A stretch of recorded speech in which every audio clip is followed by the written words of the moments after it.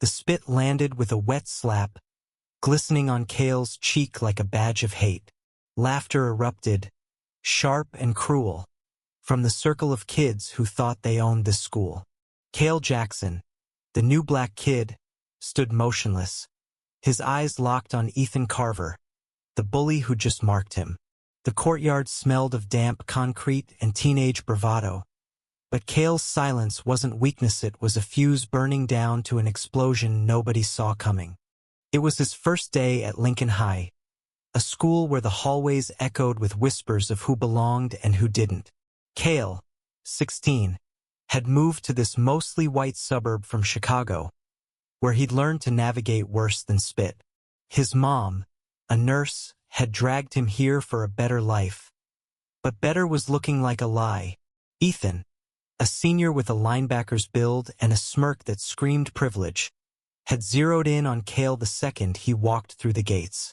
"Fresh meat," Ethan had muttered, loud enough for his crew to snicker. By lunch, the whole school knew Ethan's game.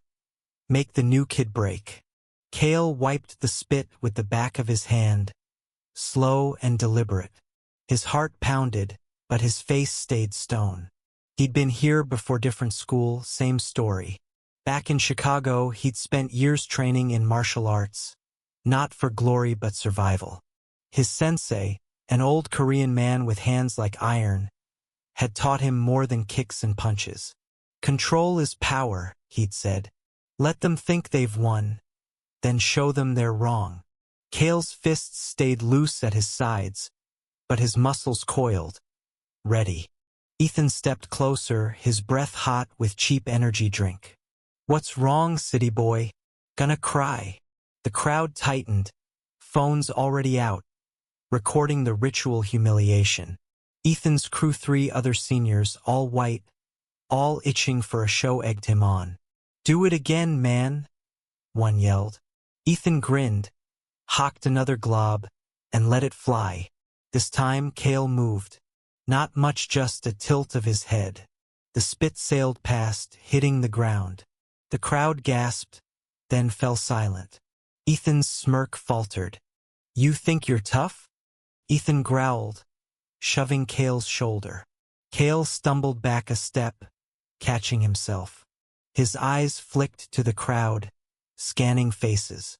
Some looked away, ashamed. Others leaned in, hungry for blood. A girl with braids, maybe a freshman, mouthed, "Don't." Kale ignored her. He wasn't here to make friends.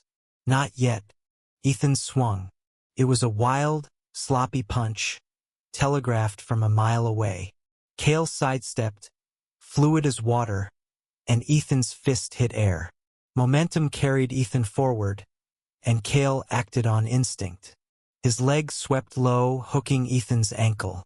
In a blink, Ethan was on the ground, sprawled in the dirt.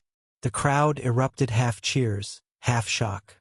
Ethan scrambled up, face red, ego bruised more than his body. "You're dead," he roared, charging like a bull. Kale didn't want this. Not really. But Ethan wasn't giving him a choice. As Ethan's fist came again, Kale caught his wrist, twisted, and used Ethan's own weight against him. A quick pivot, a sharp pull, and Ethan flipped over Kale's shoulder, landing hard on his back. The thud echoed. Ethan gasped, winded, staring at the sky. Kale stood over him, silent, his chest heaving. Not a word. He didn't need any. The crowd was a mix of awe and fear now. Ethan's crew hesitated, unsure whether to jump in. The girl with braids pushed through, her voice sharp. "Enough. You're all pathetic."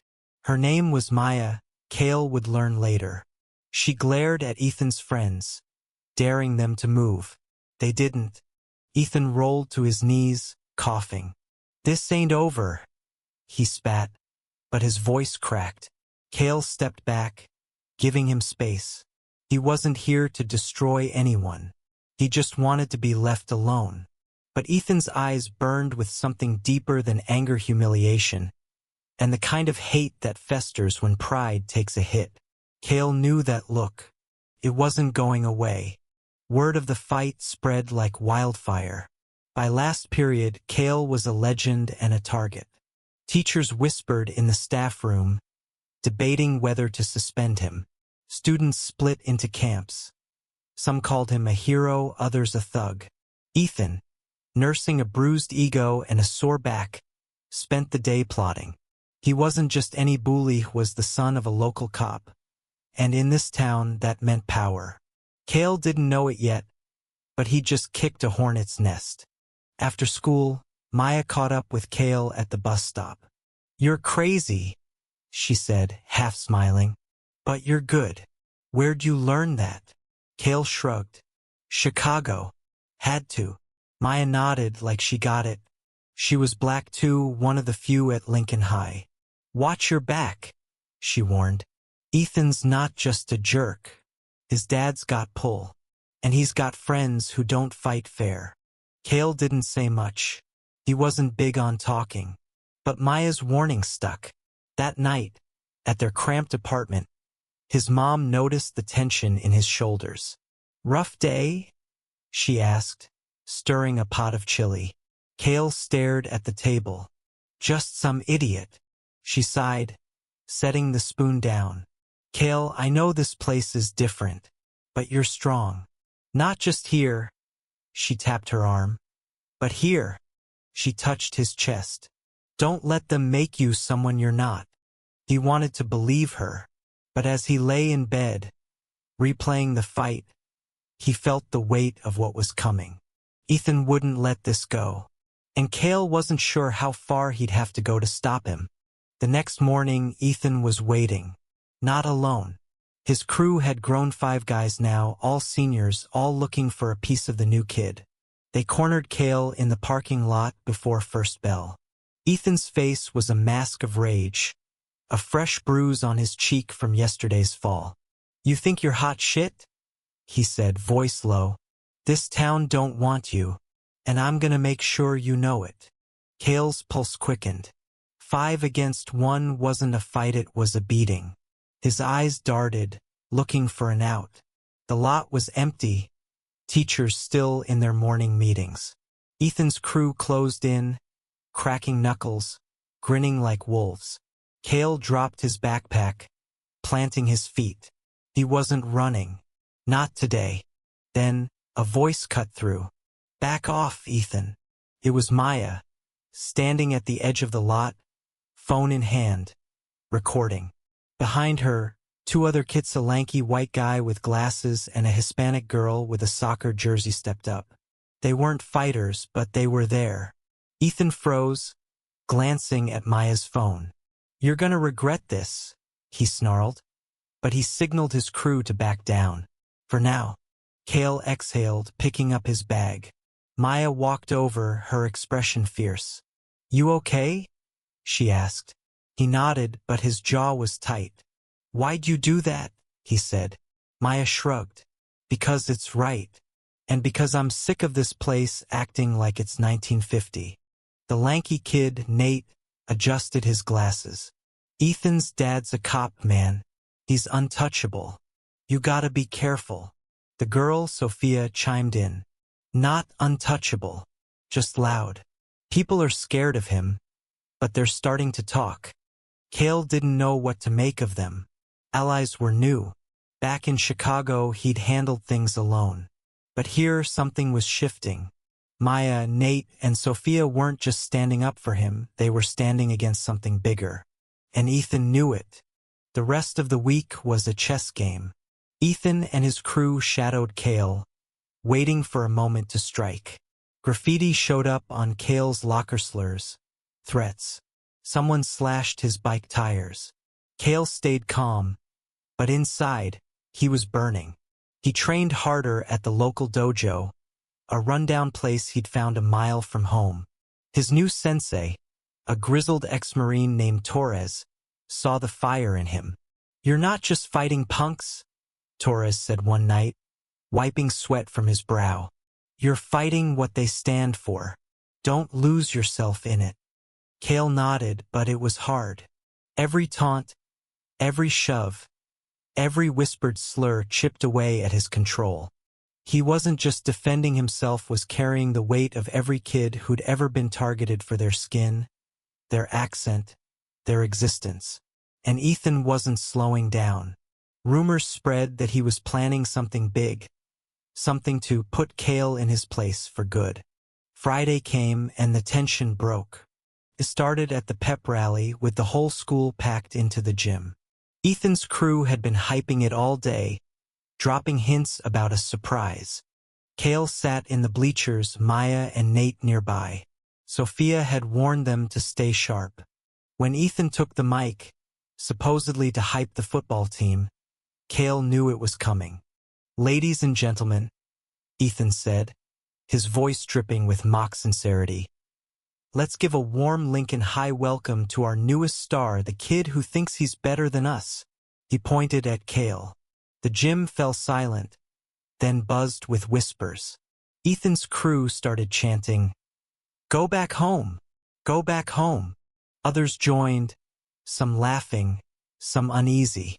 Cale stood, his face unreadable. Maya grabbed his arm. "Don't," she whispered. But Cale wasn't listening. He walked down the bleachers, slow and steady, toward the gym floor.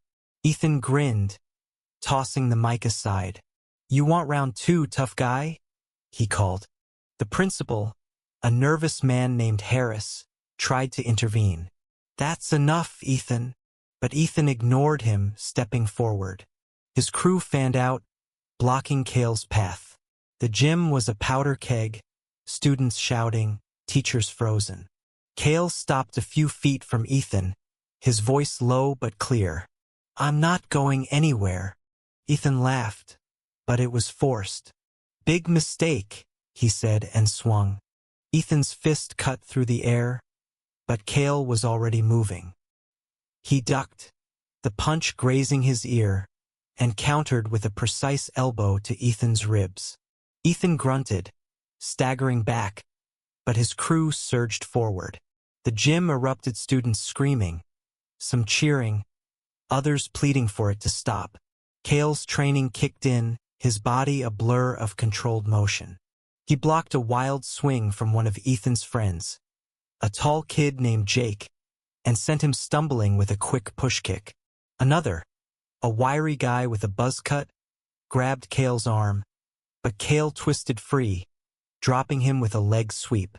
The principal, Mr. Harris, shouted into the mic, "Stop this now!" But his voice drowned in the chaos. Teachers pushed through the crowd, too slow to reach the center. Maya, Nate, and Sophia leapt from the bleachers, yelling at Ethan's crew to back off. Maya's phone was still recording, her hands steady despite the madness. "This is going viral," she hissed, glaring at Jake as he scrambled up. Cale didn't want a brawl. He'd never wanted this. But Ethan's hate had lit a match, and now the whole gym was burning. Ethan recovered, his face twisted with rage, and charged again. This time, Cale didn't dodge. He caught Ethan's arm mid-swing, twisted it behind his back, and forced him to his knees. The move was clean, almost surgical, but Cale's voice was ice. "Stay down," Ethan thrashed, spitting curses, but Cale held firm. The crowd quieted, the weight of the moment sinking in.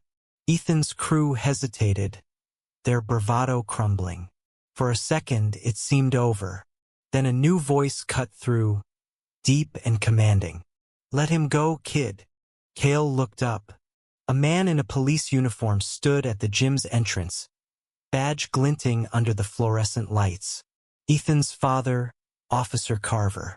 The resemblance was unmistakable, same square jaw, same cold eyes.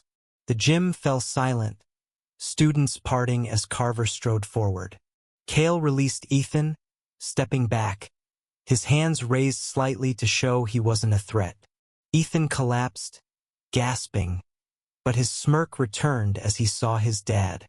"You're done," Carver said, his voice low but carrying. He wasn't talking to his son. His eyes were on Cale, hard and unyielding. "Assault. Public disturbance.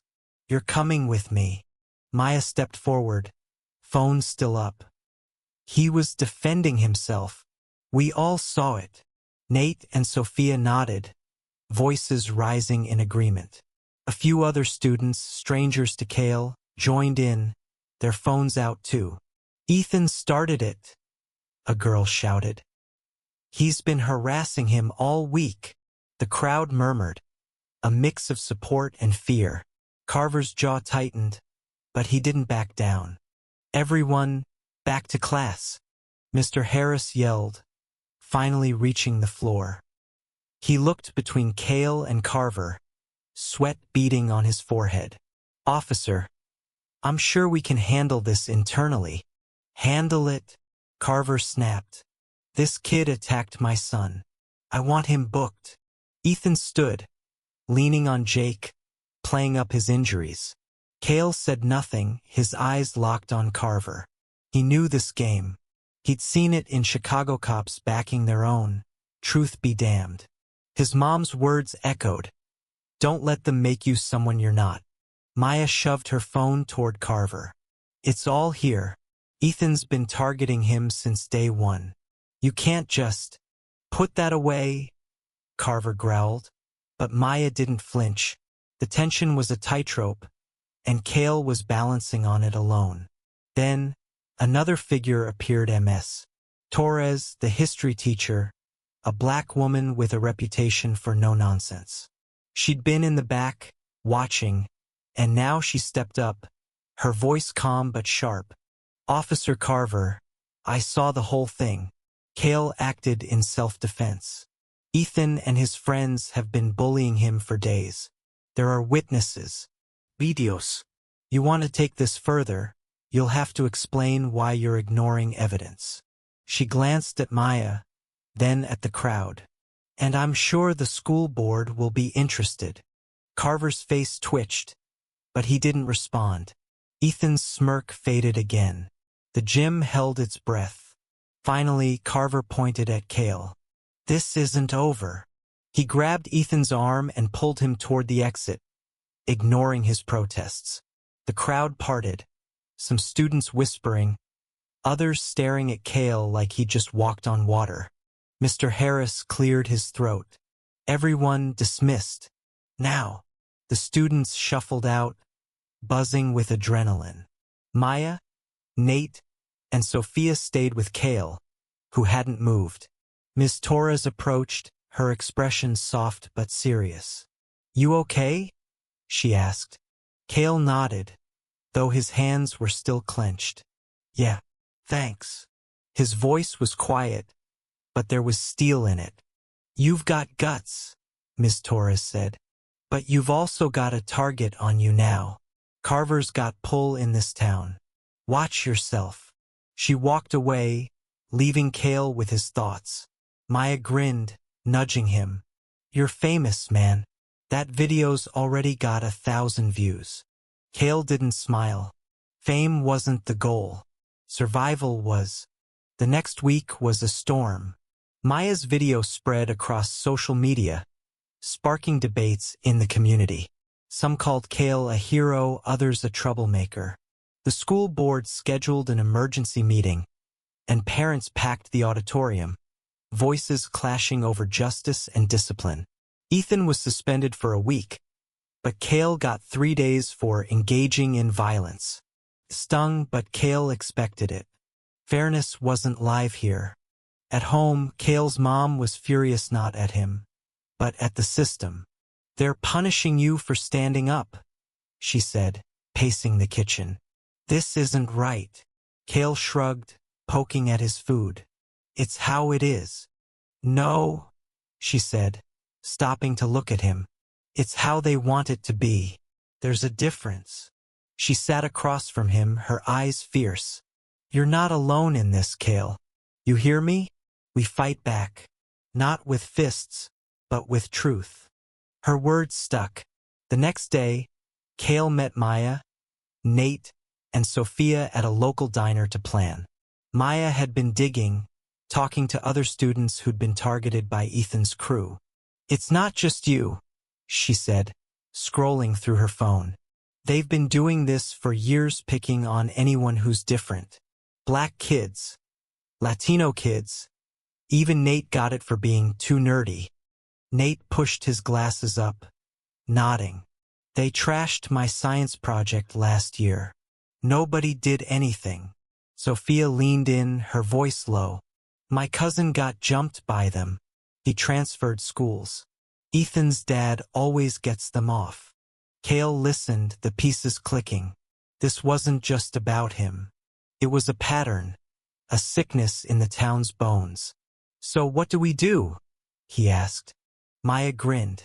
We expose it. All of it. She'd started a group chat with other students, collecting stories, photos, videos. We're taking this to the school board. Publicly. The plan was risky. Ethan's dad had influence, and the town didn't like its dirty laundry aired. But Cale was in. He'd spent too long staying silent, thinking he could handle it alone.